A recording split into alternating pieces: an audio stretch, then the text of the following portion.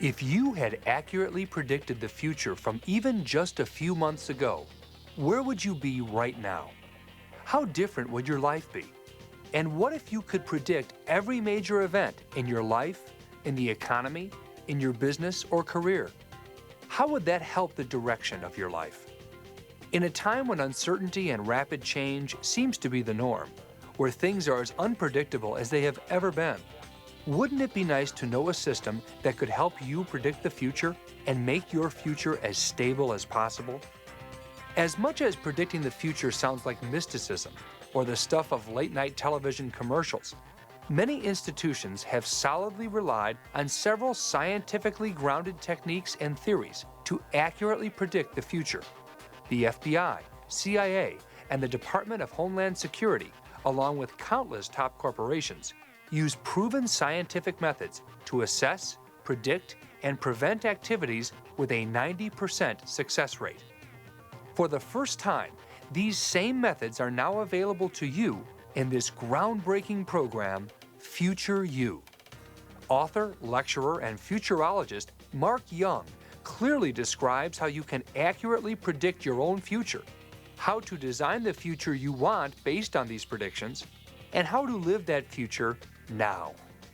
As you will hear Mark discuss, he has used these surefire methods in his own life, both personally and professionally, with success for decades. He has averted financial disaster, resolved health issues, and much more, each time refining his prediction technique, now available to you in this incredible program. With Future You, you will see firsthand how historical events form the basis of predictive modeling. Learn how to spot and avoid fads. Prepare for any wild cards that may come your way. Learn how to use the most cutting-edge and up-to-date data gathering techniques. Learn how to eliminate opinion and emotion from your decision-making, the two deadly components that contribute to ruin and mistakes. And learn how to actively work to achieve a great future. You needn't any longer live your life feeding into the uncertainty and fear like so many others are today. Confidently set yourself and your family apart using the proven methods in Future You and create a future that is healthy, plentiful, and filled with joy. As Mark says, the best way to predict the future is to create it yourself. And now, the Nightingale Conant Corporation is very pleased to bring you Mr. Mark Young.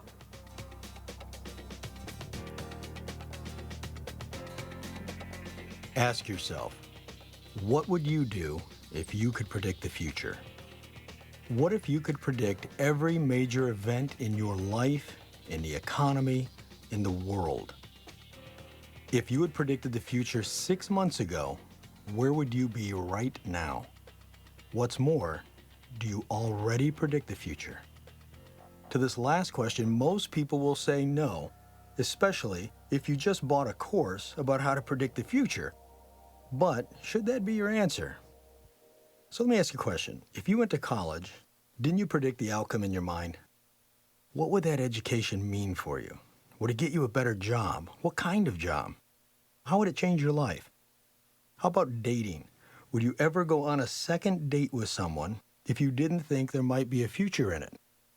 You wouldn't even try a new recipe if you didn't first have a preconceived notion of the outcome. All of us are predicting the future at times, but some of us are better at it than other people. Most people make their predictions based on opinion, false information, or emotion. These elements, along with a lack of objective thinking and actual facts, will cloud a person's thinking and judgment, resulting in inaccurate predictions. Now think about this. You're talking to someone you know who has a long history of getting involved with the wrong type of people. Everybody knows these people. Every time this person has a relationship, it is with someone that you know is bad or wrong for them. You tell your friend that this relationship will end badly, just like the previous ones.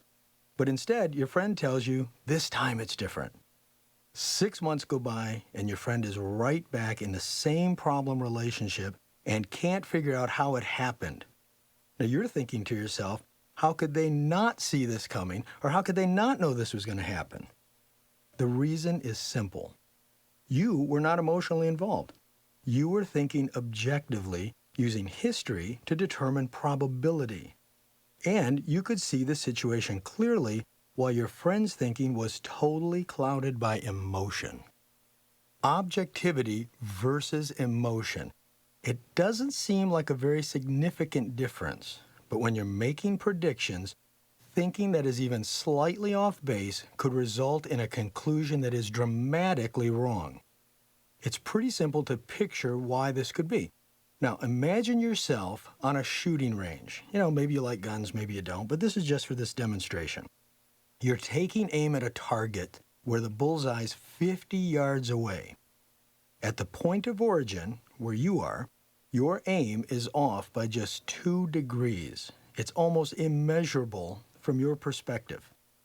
However, that small degree of inaccuracy will result in a massively inaccurate shot because that 2-degree error at the point of origin will compound and grow exponentially. The result is you won't even hit the target. Now, this is what happens when you make assumptions or predictions with false information, emotion, and opinion. Every faulty piece of input you add to the decision process moves your aim another degree off center. Now, what if by following the simple principles in this program, you were able to improve your prediction skills or aim by 2 tiny little degrees? Would it matter? How about 5 degrees? You get the picture. The better you can aim, the more likely you are to hit the bullseye, and even when you miss, you will be a heck of a lot closer than you used to be. This is one goal of this course, to improve your aim when it comes to predicting. To teach you how to use facts and data rather than opinions, either yours or those of your circle of influence, so your course can be plotted more accurately. And finally, how your probable future can be altered from its current trajectory so you can make the future you want and start living that future now.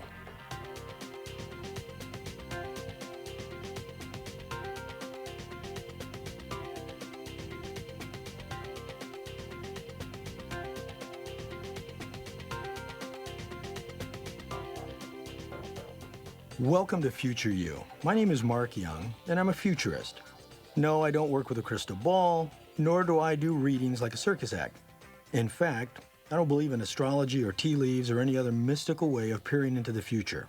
I believe in hard evidence, objective thinking, and math. As the saying goes, math is not an opinion. A real futurist simply uses the tools of predictive modeling to learn the most likely outcome to a given situation. I consider myself an empirical pragmatic futurist. That's kind of a big term. Empirical because I like to lean on knowledge that is experiential, scientific, and provable. Pragmatic because I don't want to spend time predicting future events or outcomes that don't affect our lives directly. The practice of futuristics is not based on a monolithic outcome or a predestined model, but rather on the notion that there is a plurality of future visions that have not yet been realized. By modeling multiple scenarios or outcomes, you have the opportunity to identify what these future visions may be so you can effectively shape your own future. There is another advantage to modeling your future. You will find possibilities and opportunities that you otherwise never would have seen or known about. This is where a balancing act is required. Think like a scientist, but also think like an artist, creatively, so you can imagine several possibilities, still rooted in fact, but outside what most others might see. The more you understand about what is possible, the better equipped you can be to manage it. In other words, the best way to predict the future is to create it. This program will give you all the tools you need to learn how to do just that. Now let's make no mistake here. Before we go any further, I want to say that I am not holding this program out to you as an exhaustive work on futuristics. Nor do I believe that by merely listening to this program, you'll become an actual futurist. Forecasting the future is a complicated and multidisciplinary process that takes years to master. The goal here is to enhance your personal ability to predict your future and therefore shape it into what you want. Real futurists have a great passion for shaping the future. Think about it. Why else would anyone study futuristics? Futuristics offers hope and empowerment in a time of overwhelming uncertainty. Most futurists are looking for patterns, not individual events. Though red flags are still looked for, it's the big picture that matters most. Notwithstanding wild card or life-changing events, the future plays out over a series of events. The goal of the futurist is to spot these patterns and the cumulative effect they will have on the future. Through this program, you will gain the ability to do just that. Our system for futurecasting is a multidisciplinary method involving anthropology, mathematics, philosophy, sociology, psychology, history, computer science, and physics. The core of futuristics is the same, but not every technique applies to every type of question. Questions being about personal things like health and relationships, and professional things like your career, business, and investing. At every step of this course, I will try to give you an example that covers each core area, personal and professional, so you can see how the concepts can be applied to every area of your life. Now, as I mentioned earlier, futuristics is nothing new. The government, military, and large corporations have been conducting predictive modeling exercises for years. Businesses use them to predict sales figures, new product launches, and even inventory demands. The U.S. military creates predictive models to determine where a terrorist act might take place or to uncover vulnerabilities in our defenses or those of our enemies. Over the past 20 years, the CIA and FBI have found their predictive models to be over 90% accurate, which is amazing when you consider the number of variables that can be in play on a world stage. Another example of predictive modeling is used by the CDC, that's the Center for Disease Control. They use a model known as network theory to predict and track the way disease or epidemics can travel through a population. Now, these same concepts are now used on the internet with how they track viral or online information. So as an example, someone may have sent you an email that you've seen 20 times because it passes through the entire internet. Basically the same as a disease would travel. Most of these larger entities perform historical analysis of many variables, along with using complicated mathematical algorithms based on such concepts as game theory or chaos theory. This is way too complicated to discuss in this program, but it's worth mentioning for anyone who wants to do some extra homework. Other than these practical applications, which prove that futurecasting isn't an exercise in mysticism, but backed by real science and sound institutions, you're bound to wonder about my background in the practice of futuristics. In other words, why should you listen to me? Well, one good reason is you probably just paid good money for this program, so you might as well get your money's worth and learn something. However, there are other reasons just as compelling. I've built my fortune in large part on my skill to predict future outcomes. Or more accurately, my skill to predict the future has allowed me, kind of as Kenny Rogers' song The Gambler says, know when to hold 'em and know when to fold 'em.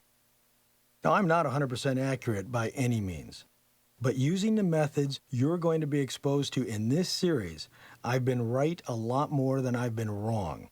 And when I'm not dead on accurate, it is a near miss, which still puts me in a better position.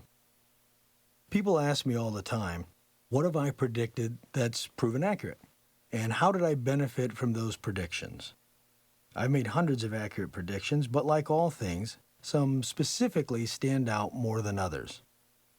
Examples would be the dot-com bubble and the market crash of 2000, the return of the market in 2003, the crash of the market in 2007, the subprime mortgage bust, and many of the retail bankruptcies. And I'll explain those more in just a minute. Later on in the program, I'll tell you some examples of how I applied the Future You model to my own health and fitness situation. Good predictive modeling requires that you find a different way to think about a question. Back in 1999, There was an incredible run-up going on in the stock market. Everybody and their brother was day trading, and all of a sudden, you couldn't lose money in the market. The talking news heads were touting about how this was the new economy, that all of the old principles of sound business, measurements like profitability and sustainability, were outdated. I listened to these geniuses talk about how successful investors like Warren Buffett were old school. These guys were dinosaurs, they said, who just didn't get it. Buffett said he didn't understand how you could run a company when your benchmark for success was how fast you burned through investor cash, what was known as the burn rate. Now, I'm not a stock picker or an expert on the market, but I did have money in the system, and I certainly wanted to protect it. Now, I really liked Warren Buffett, and I was struggling with this entire notion of burn rate in place of profitability. I kind of agreed with him. On the other hand, like everyone else, I didn't want to miss out on the market run-up of a lifetime. So I started to second-guess myself. I thought that there were a lot of people smarter than me involved in the stock world who knew much more about it than I did. But I couldn't stop thinking that maybe they were all wrong. So I decided to do my own thinking, not allowing the press, friends, or brokers to tell me what they thought. I wanted to find a completely different model to look at, not the typical stock charts and the performance graphs. I wanted to look at this from an objective, unemotional view and from a completely different angle. I decided to approach the issue based on historical analysis. In other words, what does history tell us about the stock market run-up? With any historical analysis, you first have to uncover what is the historical event to study and compare. Now, I couldn't do a historical analysis of the stock market itself since nothing like this had ever happened. There never was a time in history when stocks drove higher while companies lost billions of dollars. My next task was to find out what was the root cause of the irrational exuberance in the market. Find out why were people competing with each other to invest money in companies that were burning cash. And it didn't take me long to find out. The common, and may I say brilliant thinking, was that we were now a dot-com world, and the game was capture the flag. The entire game was based on virtual real estate. The prevailing wisdom was that the first company to capture the flag, in essence, to be the first brand and domain name in a particular category of business, would theoretically capture market share. Then the smart thinking was that you became the dominant player so you could charge anything for your real estate. Venture capitalists and private equity firms were pouring in cash and then pushing these firms to go public. And just like the pros, investors couldn't wait to get in. So the question I asked myself was, what does history tell us about first-to-market companies in previous technological-driven times? In other words, I needed to look to history. When did major changes in technology alter the way America and the world did business? Now, by looking back in time, we can see the future. The 1920s, it was the automobile boom. In the 1950s, the transistor and the TV boom. 1960s, computer time-sharing. 1980s, home computers. This was the historical analysis that I was looking for. The next question became, what was the common thread here? And specifically, what happened to the early-to-market companies in each category? How well did the capture-the-flag mentality work? Now, in the world of automobiles, most of the early players were bought up as distressed businesses or they closed their doors. As for transistors and TVs, all the early players failed. Does anyone right now have a Philco television? Come on. Computer time-sharing pioneers, gone. And finally, computers. How many of you are currently using a Wang or a Commodore computer at home? The bottom line was, history reported that first-to-market firms during times of technological change rarely survive. And I didn't think that I, or anyone else for that matter, had sufficient information to handpick the very few companies that would survive this time around. So in December of 1999, I instructed our family stockbrokers to sell everything we had and convert it to cash. Now, this was in the midst of an unprecedented market run-up. Our brokers were telling me, no, don't do it. You can't time the market. You'll lose too much money, so on and so forth. The brokers were even calling my wife, telling her I was wrong. They were saying I'd lost my mind and that she needed to step in and overrule me and stop me. Fortunately for both of us, she had more confidence in my prediction than she did the stockbrokers, and we pulled the money out of the market. So how did this work out? Well, we did lose out on a little bit of market run-up since the market continued to climb until about March 2000, and that's when the NASDAQ hit 5,400. However, from that day on, it tanked, and investors lost over $5 trillion in the market. Not to spend much more time on this subject, but I did get back in the market in 2003, which proved to be the right time. And we bailed out into cash again towards the end of 2007 when the Dow was in the 14,000 territory. And this was really interesting because once again, I called the stockbrokers, started telling them I wanted to pull out, and they all started giving me this whole speech again about you can't time the market, you can't time the market. And then there was this moment of silence, and the stockbroker said to me, so what is it that you're seeing this time? And the reason is because she knew what we've done in the past. She knew I was right. Now, I use this stock market example as an example of how futuristics has helped me only because it's an event most people can relate to. Now, a very quick aside here, almost a soft principle to the study of futuristics is about timing. Remember that every futurecast has a gestation period, like the stock market example. It takes 9 months for a baby to develop, and it's not really a good idea to do it in more or less time. It's the same way with predictions. If you miss the natural gestation for your prediction, you run the chance of it missing the real window of opportunity. Many products and services hit the market and fail because they were too ahead of their time. The same can apply to relationships, careers, or anything. Part of predicting is knowing a subject or environment so well that you will know almost intuitively when the right time might be. You will also realize just as naturally that being able to model and predict the future will have far greater implications on your life.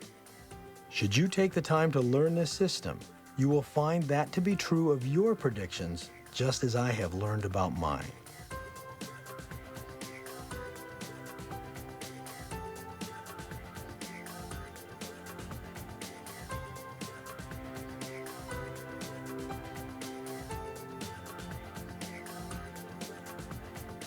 So, what does it take to learn the basics of futuristics? Most of the early work in futurology was performed by governments, large corporations, and universities, since the cost of predictive modeling was so prohibitive. It was just very costly. If you think back to the olden days, and for those of you that are under 30 years old, that would be like the 1970s, only large corporations could afford computing power. A machine with less memory and computing power than a cell phone would fill a building and cost millions to build. But as with many areas of information technology, today that has all changed. Now everyone has an extremely powerful computer sitting on their desk, and even more amazing, access to the internet. In other words, the industry that has taken us into the future now gives everyone the ability to see it. So that's the first thing you need. A computer with internet access. The web is an incredibly comprehensive source that allows you to quickly, accurately analyze historical items relevant to many of your predictions. The next thing you need is a firm understanding of the 4 basic principles of predictive modeling.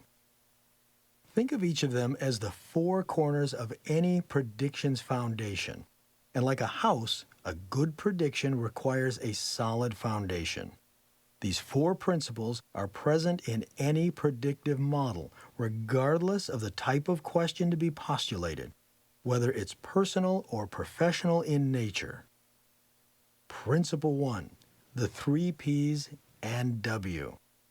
Now this is the bedrock of most predictive modeling throughout the world. The 3 P's are probable, possible, and preferable. The W stands for wild card.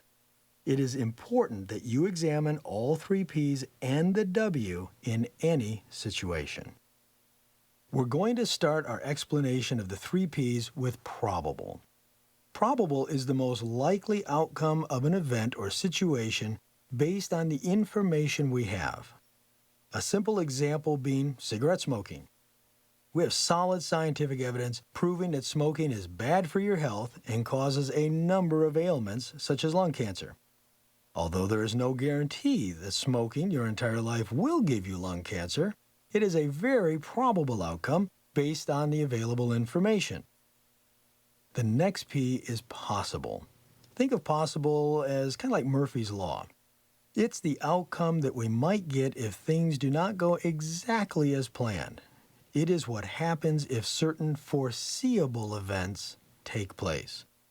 An example would be you have left a secure job to start your own business. You have hopes of bringing 5 of your best customers with you. However, you find that your old company has made large concessions to 2 of them, and they decide not to move their business to you. Now you find yourself launching your new business with less volume than you originally anticipated. In this example, your outcome is less than preferable, but certainly not unforeseeable. It would be very likely that a company would take measures to ensure that its customers do not defect to a former employee. So in a nutshell, it is anticipating those things that are foreseeable and have a reasonable chance of happening and determining how these events will change the outcome. That's the possible scenario. Our third P is preferable. This, of course, is the one that everybody loves. What if the outcome of a given situation is exactly what we want? What if all of our plans not only meet our expectations or predictions, but exceed them? An example might be an athlete who has trained for years in a particular sport, doing everything right, training, nutrition, mental strengthening, and learning about opposing athletes. Then when presented with the chance to compete at the highest level, they succeed and find fame and fortune beyond their wildest dreams. Now let's discuss the W, or wild card. A wild card is an event or action that is low probability but high impact. Now some examples of a wild card could be a terrorist attack, a natural disaster, or a fire. Even though you cannot factor these into your future plans, you should consider them. Now, wildcards can also be positive. The important thing is being prepared for them, spotting them, and knowing what to do in response. Believe it or not, most wildcards are not just random acts. If one pays attention and looks for the weak signals or the white noise that is around them, these wildcard possibilities will often become apparent, and we'll talk later about how to spot them. Principle 2 in our foundation is objectivism. This is a very important principle in Future You. Remember where we started this program, with you predicting that a friend's relationship wouldn't make it, and you were right. You were able to look at the situation objectively, not clouded by emotion or preconceived notions about what could happen, and you were able to make an accurate prediction. Now, really, any prediction can only be as accurate as the information that was used to reach it. All too often, people come to the party with many preconceived notions. A good futurist needs to subscribe to the philosophy of objective thinking and to epistemology, which means, how do you know what you know? Let's start by challenging some of the things that you know. Are you a member of a certain religion? If so, chances are it's the one you grew up in. How about political party? Your parents' political views most likely help to shape yours. Why do people buy the latest fashions? Is it really because it looks better, or is it because it's in style, it's what's in right now? And who determined that style? The truth is, many things impact our beliefs or thoughts from childhood all the way up to right now. Everything you think you know or believe could affect how well you predict the future. Whereas a good futurist does not work from other people's opinions or thoughts. Now, this does not mean that information gained from other people is useless. Doesn't mean that at all. To be objective, you have to challenge what you know. You have to be epistemologically honest. When including specific details into your equation, you must do everything you can to reduce opinion, emotion, and agendas from the information. Then and only then will you be able to see patterns and events for what they truly are. Now, our next principle is principle number 3, and this is Newton's second law combined with historical analysis. I know this sounds like two principles, but it's not. They're together for a reason. So first, let's discuss Newton's second law, which everybody's already heard, but I'm going to say it again anyways. A thing in motion tends to stay in motion until acted upon by an outside force. Now, clearly what Newton was discussing here was the laws of physics, but there's an amazing correlation between physics, mathematics, and softer sciences such as philosophy, psychology, and futuristics. Now let's discuss the thing in motion as it relates to this program. If our thing in motion is a rock rolling down a hill, then yes, it makes sense that it will keep rolling until some outside force acts upon it. The outside force may be gravity or friction, which is why the rock won't roll on indefinitely. Now let's apply this to your life. Imagine that you're looking at a typical XY graph. This is a simple graph plotting the coordinates of two values. Everyone has seen these. You'll see an example of this in your workbook. The left side of our graph represents a scale of measurement, and the bottom line on our graph represents time, which can be days, weeks, months, or years, depending on the question being posed. Now let's assume a question, something really simple like your income. Our left vertical side of the graph will represent dollars. So let's imagine that it's 0 at the bottom and 1 million at the top of the graph. The bottom or horizontal side of the graph will represent time. The center of the horizontal line is today, right now, with data points going left and right in increments of 1 year. So let's go 10 years in both directions. Starting at the far left, we'll place a dot at the corresponding point that matches our actual income for each year, moving all the way to the center, or the spot representing today, right now. Now we'll connect all of these dots with a single line. No doubt this line could have some small jagged spikes, but my guess is it's doing one of three things. The line is going up, it's going down, or it's flat. The trajectory of your income is our thing in motion. For this demonstration, let's say that that income has risen 3% per year for the last 10 years. Then if we continue the same trajectory moving to the right, so if we take that line and we draw that line out, we'll have a very good prediction of the income 1, 5, or 10 years from right now. That's the probable prediction. Except, remember the last part of Newton's law? Unless acted upon by an outside force? Now this is when the predictive part gets interesting. What are the outside forces? Let's discuss some what-if possibilities.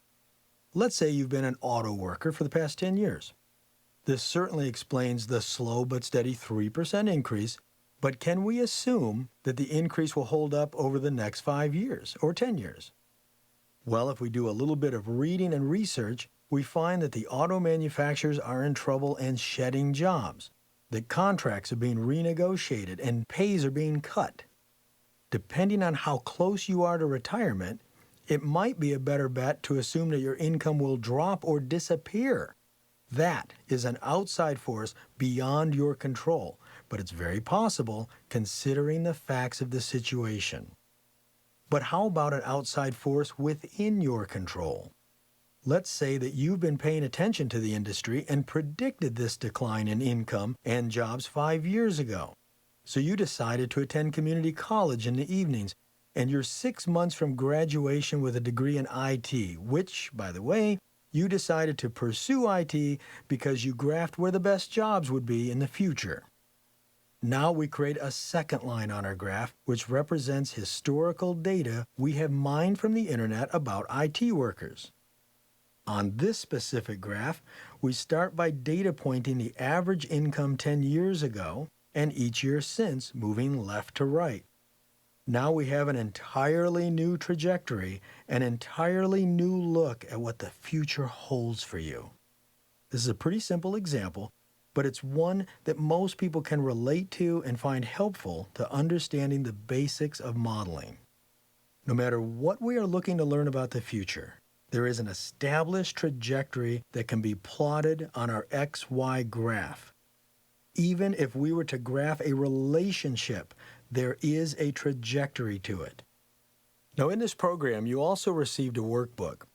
Now, the workbook is going to help you be able to do a lot of the XY graphs, a lot of your predictive modeling, and it will have some of the information and the questions already there for you that we'll be referring to throughout the program.